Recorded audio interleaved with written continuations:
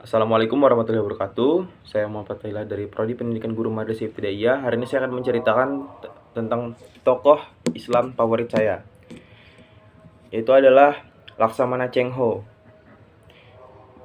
Beliau adalah seorang penjelajah terkenal dari Cina yang mengembara antara 1405 sampai 1433 Masehi.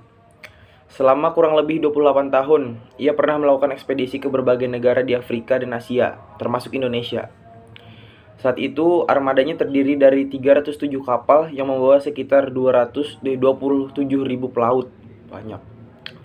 Bahkan hingga saat ini, belum ada yang mendapat melebihi armada yang dimiliki oleh Laksamana Cheng Ho. Namanya pun tidak asing di Indonesia, karena diyakini turut menyebarkan agama Islam di Nusantara. Awal kehidupannya, Laksamana Cheng Ho lahir di Yunan pada tahun 1371 Masehi dengan nama Mahe dari pasangan Mahazi dan Wen. Ia adalah keturunan dari suku Hui, suku minoritas di Cina yang mayoritas beragama Islam. Ketika berusia 12 tahun, Yunan direbut oleh dinasti Ming dan para pemudanya banyak ditawan untuk dikebiri, kemudian dijadikan abdi Pangeran Zudi. Berawal dari Kasim, Mahe kemudian menjadi penasihat Pangeran Zudi dan diberi marga Cheng. Sejak saat itu ia dikenal dengan nama Cheng Ho.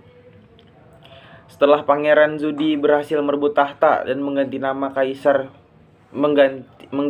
nama menjadi Kaisar Yongle, ia bertekad untuk mengembalikan kejayaan Cina setelah runtuhnya dinasti Mongol pada 1368 Masehi. Pada saat itu, Cheng Ho menawarkan diri untuk melakukan ekspedisi ke berbagai negeri. Nah, dengan senang hati, Kaisar mengizinkannya, dan dari situlah awal dari penjelajahan Cheng Ho. Ekspedisi Laksamana Cheng Ho di bawah komando Laksamana Cheng Ho, armada Cina memulai pelayaran pada 1405 Masehi.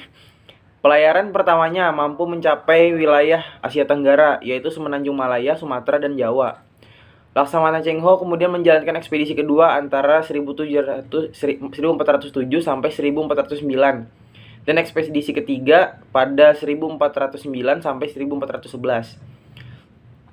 Dari ketiga ekspedisi yang dilakukan, Laksamana Cheng Ho telah menjelajah sampai ke daerah India dan Sri Lanka.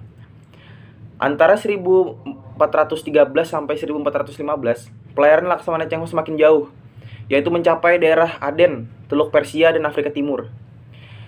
Jalur ini kembali ia lewati saat menjalankan ekspedisi kelima pada tahun 1417 sampai 1419 dan keenam pada tahun 1421 sampai 1422. Pada pelayaran yang terakhir antara 1431 sampai 1433, Laksamana Cheng Ho berhasil mencapai Laut Merah. Armada Laksamana Cheng Ho